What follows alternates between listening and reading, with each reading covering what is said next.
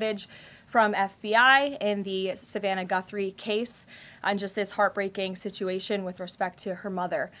The president encourages any American across the country with any knowledge of this suspect to please call the FBI, who continue to assist state and local authorities who are leading this investigation on the ground. And once again, I will reiterate that the prayers of this entire White House are with Savannah and her family at this time, and we hope this person is found soon and that her mother is brought home safely.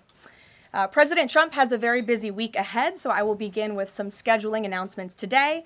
Tomorrow here at the White House, the president will host Israeli Prime Minister Benjamin Netanyahu for a bilateral meeting. The remainder of the week will be focused on energy and deregulation. Tomorrow afternoon, the president will hold an event in the East Room to tout clean, beautiful coal as America's most reliable and affordable energy source, especially during periods of peak demand, just as we saw during this most recent winter storm, which impacted hundreds of millions of Americans. The president will discuss how clean, beautiful coal is not only keeping the lights on in our country, but also driving down the cost of electricity across the country as well.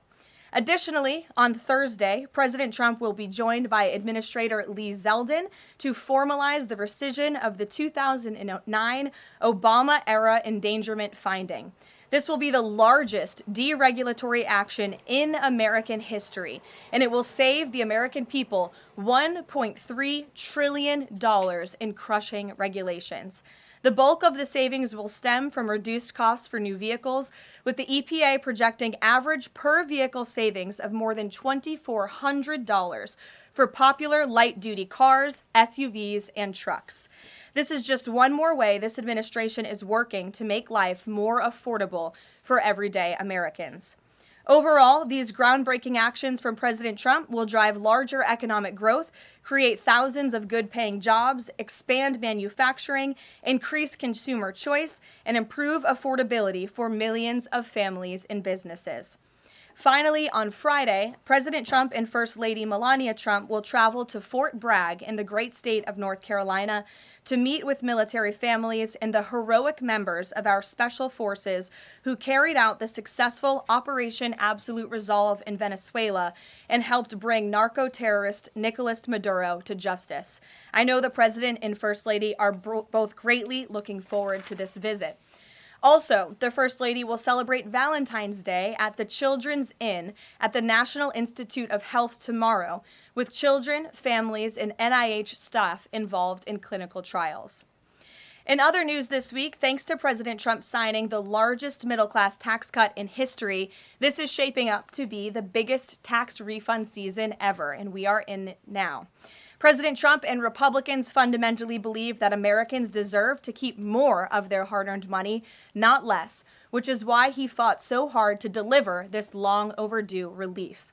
From no tax on tips, overtime, or Social Security, to auto loan interest deductions on new American-made vehicles, plus increases to the standard deduction and child tax credit, more money is flowing back into the pockets of hardworking Americans.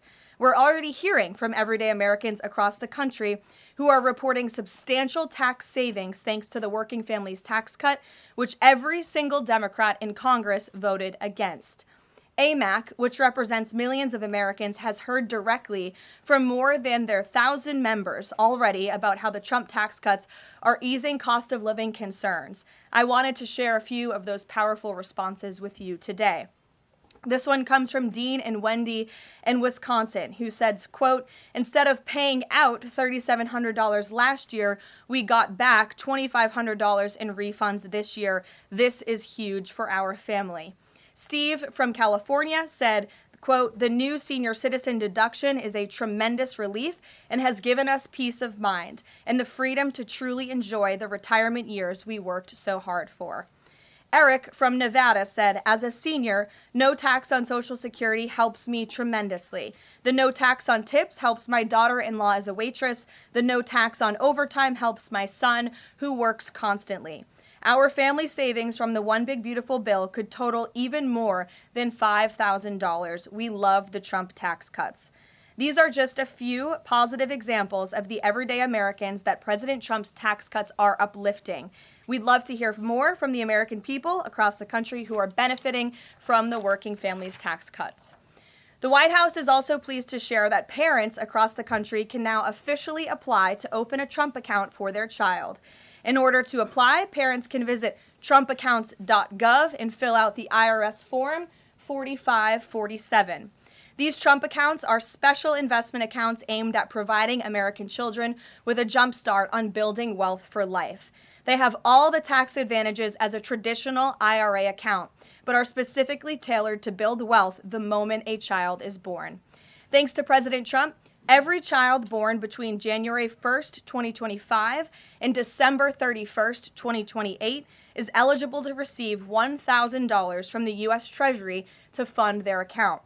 Parents, guardians, and even nonprofits can then contribute up to $5,000 per year.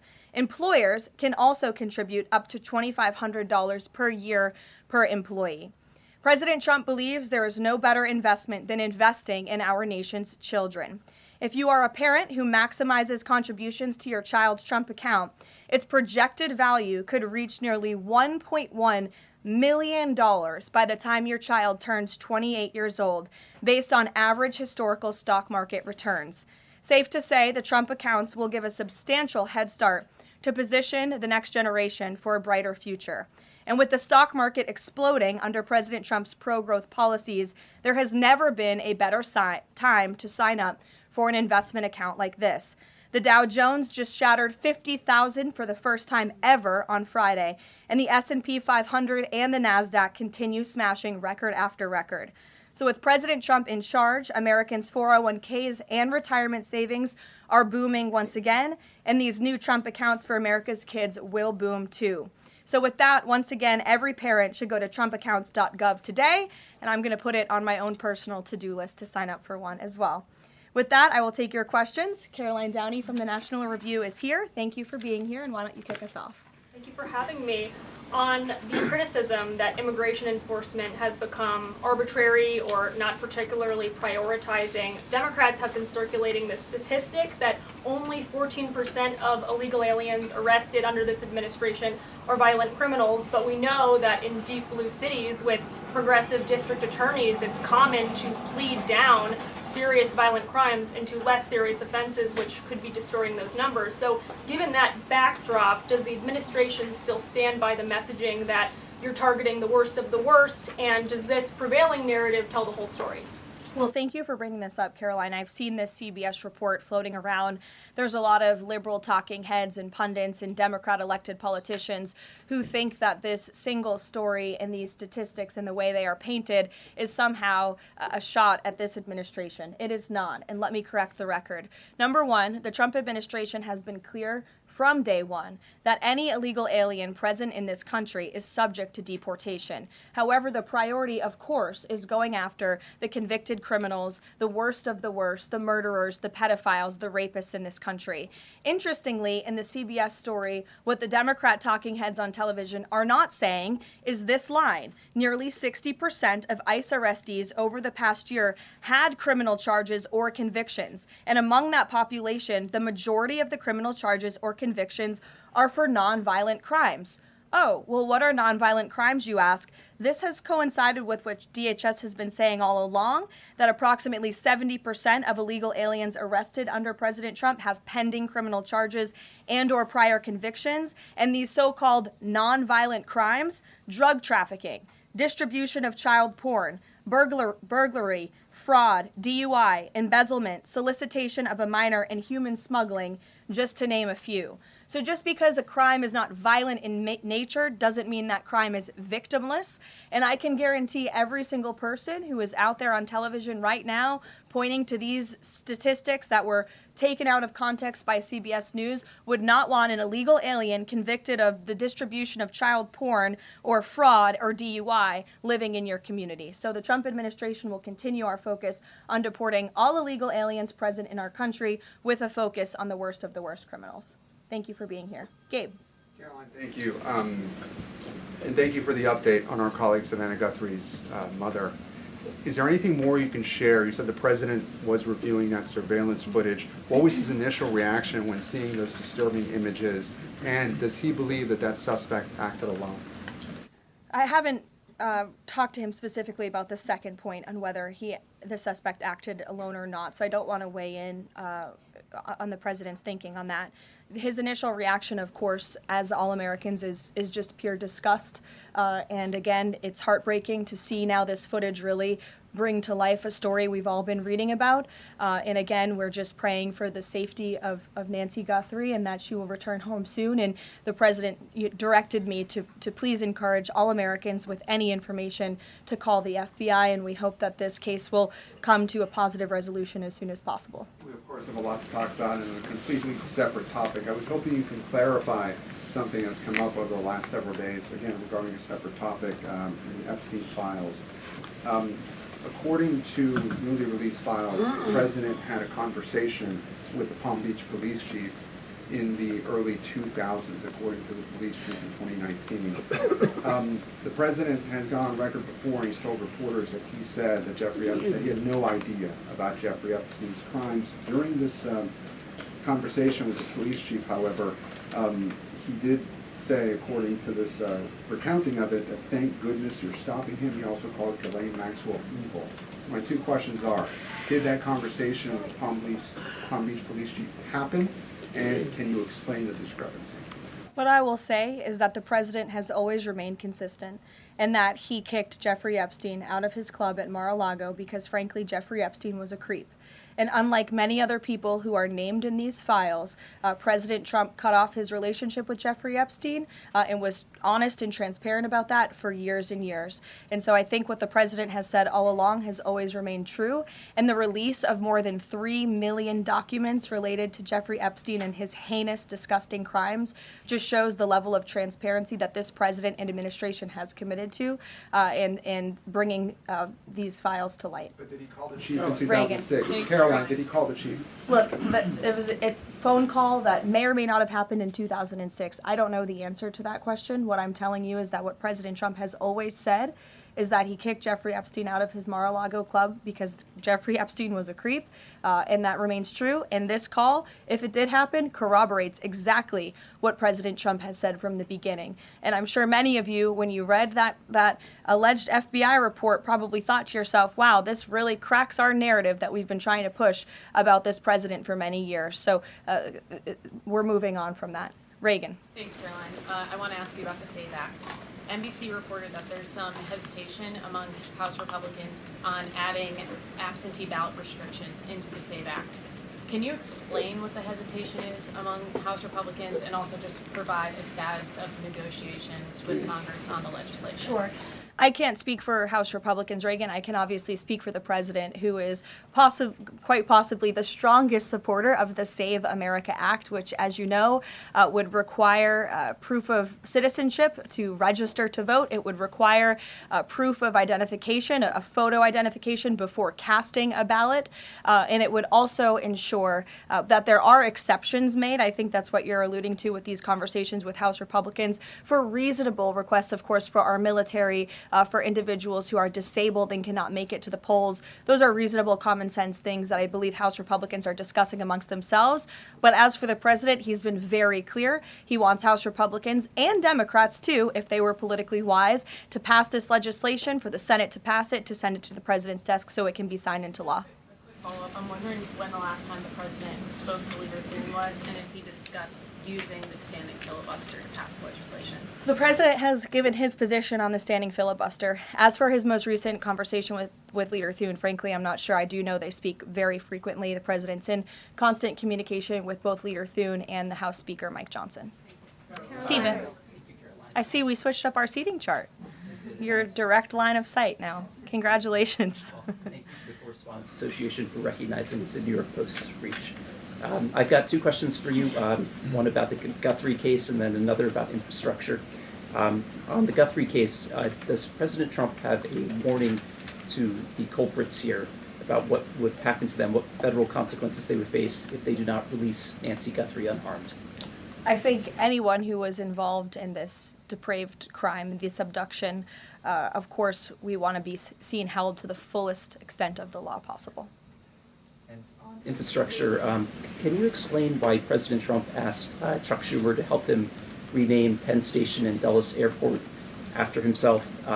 Why is he interested in having his name on those two buildings? And why are the Gateway Tunnel funds the proper point of pressure to get that to happen? To your first question about the renaming, why not? It was something the president floated in his conversation with Chuck Schumer. As for the funding, the president has addressed that separately himself. Danny. Thanks. Today, the vice president's account posted and then deleted a tweet about the Armenian genocide. And then last week, President Trump's Truth Social account posted and then deleted a racist video about the Obamas. And the White House again blamed that on a staffer. I wanted to ask you, does the White House have a social media problem at the moment? Do you have an auto-posting problem that's leading to these mistakes? No. As for the Armenian tweet that you're referring to, I would just refer you back to the White House's message that was issued on Armenian Remembrance Day, and there's been no change of policy at this time. Mary? Thanks, Caroline. When the president goes to Beijing in the spring, does he have plans to try and advocate on behalf of Jimmy Lai, who was just sentenced to 20 years yesterday? This is something I've heard the president advocate for, both publicly and privately. I had the honor of being in that meeting with President Trump and President Xi in South Korea that took place, and this was brought up by the president himself. It is important to him, and he looks forward to visiting China in April. Go ahead. Thanks, Caroline. So some Republican lawmakers from Nebraska have said they're worried that the Argentinian beef executive order will sideline some American ranchers. How will the Trump administration make sure prices go down for consumers without harming those ranchers? Of course. Well, both things can happen at the same time. That's the president's belief. He wants to see prices come down. In fact, I just overheard him on the phone with Secretary Rollins. They were talking about something different, but he's always saying we got to make sure that prices continue to come down. As you know, Secretary Rollins successfully did that with respect to egg prices. Beef prices are coming down slightly, and the president wants to see that continue. He believes that a minor import to the country with cattle might be a short-term solution with respect to bringing down prices, but of course protecting our American cattle and rancher industry is a priority for the president, and he's in touch with those stakeholders. We've had them here at the White House a few times in recent months to discuss this issue directly. John.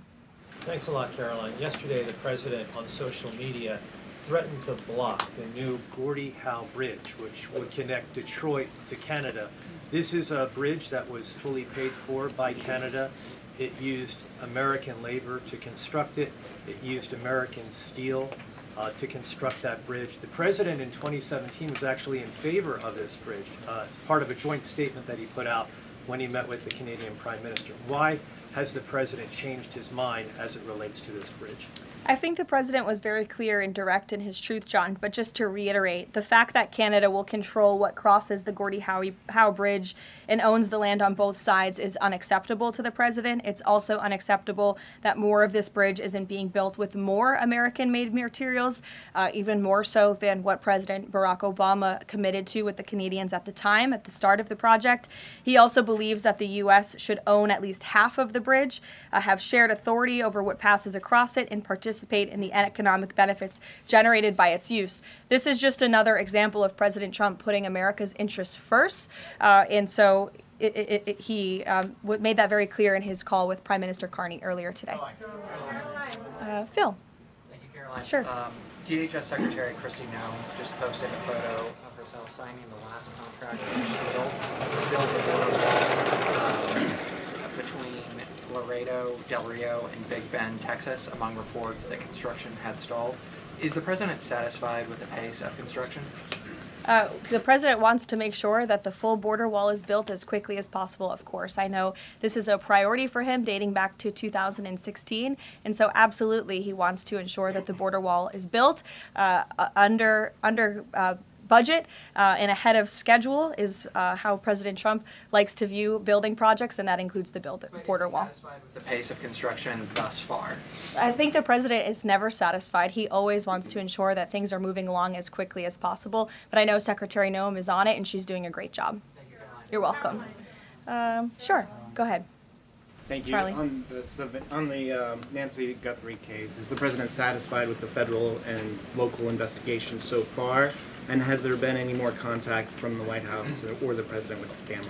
I don't think anybody will be satisfied until this case is brought to a close and until Nancy Guthrie is returned home safely with her loved ones. And about the White House contacts, has the president contacted the family since? Not since that initial phone call. Sure. Tamara. Thank you. The National Governors Association is removing a meeting with President Trump from his agenda because only Republicans were invited. Is the White House reconsidering inviting Democrats, or do you think Republicans are still going to show up? Where does that stand now? No, look, I just spoke with the president about this. It is a dinner at the White House. It's the people's house. It's also the president's home, and so he can invite whomever he wants to dinners and events here at the White House. I believe Governor Moore was invited last year, and he did not show up to the dinner last year. Nobody reported on it. But again, the president has the discretion to invite whomever he wants to the White House, and he welcomes all those who received an invitation to come.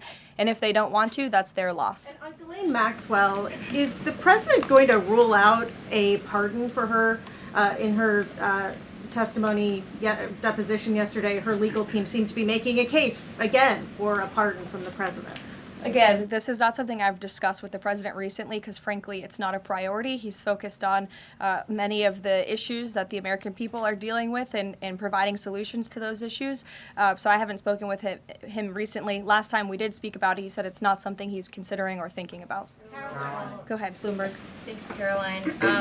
Secretary Lutnick today was testifying on the Hill, and he said that he had visited Epstein's Island in 2012 with his wife and children, and that's after he said that he had cut ties with Epstein. And Justice Department documents show that he was in contact with Epstein through 2018 over messages. So does the White House stand behind Secretary Lutnick right now, or given what he has said today, has there been any shift in how the White House is viewing Secretary performance? No, Secretary Lutnick remains a very important member of President Trump's team, and the president fully supports the secretary. I will just point out that there are a lot of wins in the news this week that people in this room have not asked about because you continue to ask questions about the same subject, so let me point them out for you. Again, on Friday, the Dow shattered 50,000 for the first time ever. This week, the American Society of Plastic Surgeons came out in opposition to gender mutilation surgeries for children. They are the first major medical group to do so. A federal appeals court today, nobody asked about that, just upheld the Trump administration's policy of detaining illegal aliens, validating the strong measures that have driven illegal crossings to historic lows, and sent a crystal clear message that under President Trump, if you enter the country illegally, you will be detained and removed. The murder rate, again, not a single question about this, has plunged to a 125-year low as crime falls across the board thanks to President Trump's crime crackdown. We also saw this week national median rents have fallen to a 4-year low following 6 consecutive monthly declines, and mortgage affordability has surged to a 4-year high. Home ownership is the core foundation principle of the American dream, and I will repeat that mortgage affordability this week surged to a 4-year high, but not a single of mention of that in this briefing room today. And again, this came out last Friday, but for an unprecedented 9th straight month, there were 0 illegal border crossings at the southern border. So we're going to get back to business. The president is very busy today, and you will see him all tomorrow at the event in the East Room touting his administration's energy policy. Thank you.